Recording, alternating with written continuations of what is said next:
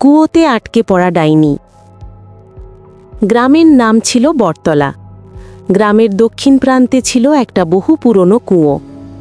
কুয়োটার চারপাশ ঝোপঝাড়ে ঢাকা, যেন কেউ ইচ্ছে করেই সেটা আড়াল করে রেখেছে।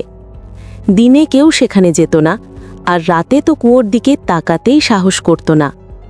বলা হয় প্রায় 100 বছর আগে এই গ্রামে বাস করত রহিমন নামের এক ডাইনি।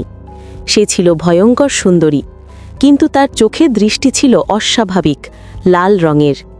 দিনে সে সাধারণ নারীর মতো ঘুরে বেড়াত, আর রাতে মানুষের প্রাণ খেত। বিশেষ করে শিশুদের সে কুয়োর ধার ঘেঁষে ডেকে নিয়ে যেত।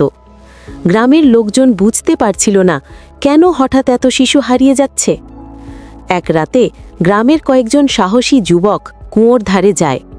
তখন তারা দেখতে পায় রহিমন কুয়োর পাশে বসে কিছু মন্ত্র জপ করছে। তার সামনে ছোট্ট একটি শিশুকে রাখা।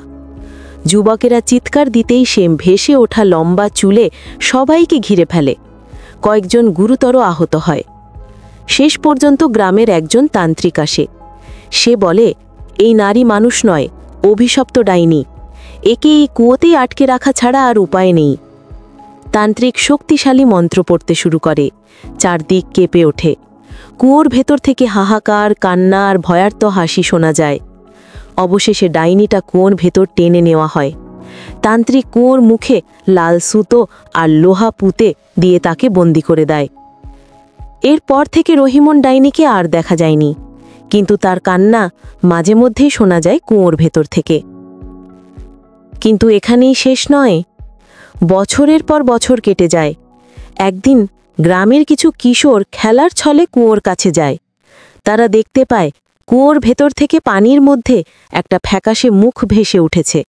সেই মুখ তাদের দিকে তাকিয়ে মৃদুস্বরে বলে, আমায় মুক্তি দাও। কিশোররা ভয় পেয়ে পালায়, কিন্তু তার পরদিন তাদের একজন নিখোঁজ হয়ে যায়।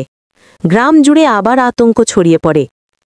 প্রবীণরা তখন বুঝতে পারে তান্ত্রিকের বেঁধে রাখা মন্ত্র দুর্বল হয়ে যাচ্ছে।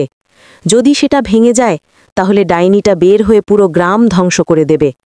রাতে যারা কুয়োর কাছে গেছে তারা বলেছে, লম্বা চুল পানিতে ভাসতে দেখেছে। কুয়োর ভেতর থেকে সাদা শাড়ি পরা এক নারী হাত বাড়িয়ে ডাকছে। কখনো কখনো তার লাল চোখ অন্ধকার ভেদ করে জ্বলজ্বল করে উঠছে। আজও সেই কুয়ো ঢেকে রাখা আছে। গ্রামবাসীরা কাছে যায় না, শুধু মাঝে মধ্যে শোনা যায়, আমি মুক্তি চাই। আর একটি ঠান্ডা হাসি পুরো গ্রাম কাঁপিয়ে তোলে।